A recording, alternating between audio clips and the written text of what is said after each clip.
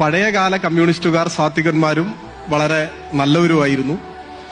ഇപ്പൊ ഉള്ള നേതാക്കന്മാർ അങ്ങനെയൊന്നുമല്ല, അതിന്റെ നേർ വിപരീതമാണ് എന്നൊരു പ്രചാരവേല. അപ്പൊ അതിനെക്കുറിച്ചാണ് അഭിപ്രായം ചോദിച്ചത്. അത് ചോദ്യകർത്താവിനോട് വിയോജിച്ചുകൊണ്ട് ചോദ്യം ഞാൻ തിരുത്താൻ ആഗ്രഹിക്കുന്നത്, പഴയകാല കമ്മ്യൂണിസ്റ്റുകാർ സാത്വികന്മാരാണ്, നല്ലവരാണ് എന്ന് അവർ ജീവിച്ചിരുന്ന കാലത്ത് ഈ മാധ്യമങ്ങളോ മറ്റുള്ളവരോ പറഞ്ഞിട്ടില്ല. അത് വിശദീകരിക്കാൻ സമയമില്ലാത്തതുകൊണ്ട് ഒന്ന് രണ്ട് സംഭവങ്ങൾ മാത്രം ഇങ്ങനെ പറഞ്ഞു പോകാം. EMS ആണ്.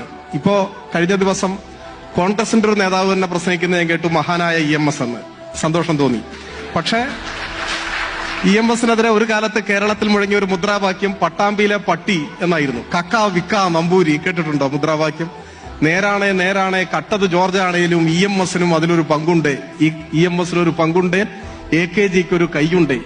കള്ളനാണ് എന്ന ആക്ഷേപം കേൾക്കേണ്ടി വന്ന ഒരു മുഖ്യമന്ത്രിയാണ്.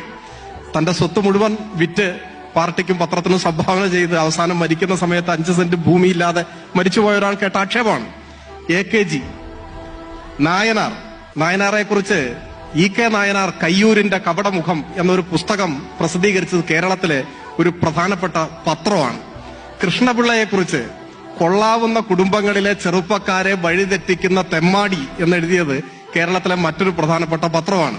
അങ്ങനെ ജീവിച്ചിരുന്ന കാലത്ത് എല്ലാ കമ്മ്യൂണിസ്റ്റ് നേതാക്കന്മാരും ദയാരഹിതമായി അധിക്ഷേപിക്കപ്പെട്ടിട്ടുണ്ട്. അഴീക്കോടനെ അഴിമതിക്കോടൻ എന്ന് വിശേഷിപ്പിക്കുകയും അഴീക്കോടന്റെ അനുസ്മരണ സമ്മേളനം, അദ്ദേഹം കൊല്ലപ്പെട്ട ശേഷമുള്ള സമ്മേളനത്തിൽ ആകാശത്ത് കാർമേഘം ഉരുണ്ടുകൂടിയാൽ ചോർന്നൊലിക്കുന്ന ഒരു മുറി മാത്രമുള്ള കൂരയാണ് അഴീക്കോടന്റെ സമ്പാദ്യം, അദ്ദേഹത്തിന് സ്വന്തമായി ഒരു വീട് നിർമ്മിച്ചു കൊടുക്കാൻ അദ്ദേഹത്തിന്റെ പാർട്ടി മുൻകൈയെടുക്കണമെന്ന് പ്രസംഗിച്ചത് കോൺഗ്രസിന്റെ നേതാവായിരുന്ന മമ്പറം മാധവനായിരുന്നു. അദ്ദേഹമാണ് പ്രസംഗിച്ചത്.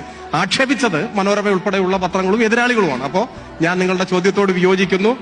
ജീവനുള്ള എല്ലാ കമ്മ്യൂണിസ്റ്റ് നേതാക്കന്മാരെയും അങ്ങേയറ്റം ആക്രമിച്ചിട്ടുണ്ട്. മരിച്ചു കഴിഞ്ഞപ്പോ ജീവിച്ചിരിക്കുന്നവരെ ആക്ഷേപിക്കാൻ മരിച്ചവരെ ഒരിത്തിരി ദയോടെ മാറ്റിയിട്ടുണ്ടാവാൻ.